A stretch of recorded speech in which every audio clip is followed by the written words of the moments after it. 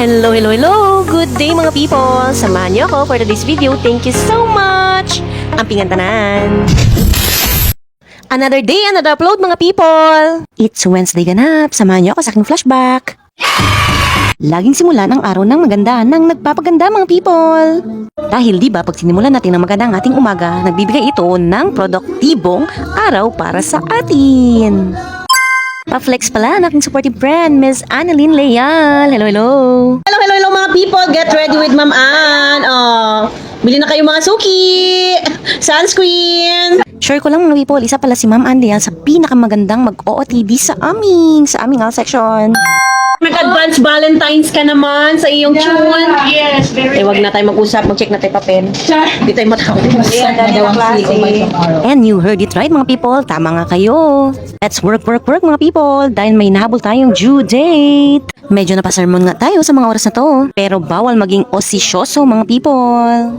Just leave it to us, kaya namang i-handle to. Ganyan katatag ang mga DepEd matatag teachers, di ba?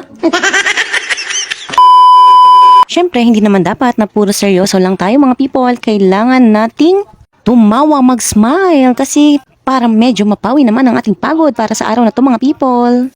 And again, as I always said, don't forget to eat mga people para hindi magutom ang ating mga brain cells. A few moments later. Yung smart watch, tingin ka dyan okay lang. Kasi hindi Para malalaki ang pangangailangan. Ito po. Analog, yung may kamay. Pwede lang yun. At kung nakikita nyo nga mga people, tayo ay sumubok maging room watcher para sa isang exam na gaganampin sa March 2. Yes, you heard it right mga people. Sa mga oras na to nag-attend nga tayo ng orientation. 6 hours later. Fast forward mga people, sa mga oras na to nakauwi na nga tayo at nagpre-prepare na ng dinner si Chef Bray. At kung nakikita nyo nga mga people, tama kayo, medyo makalat nga ang ating lababo. But then don't you worry, siya ang nagkalat, siya din ang maglilinis.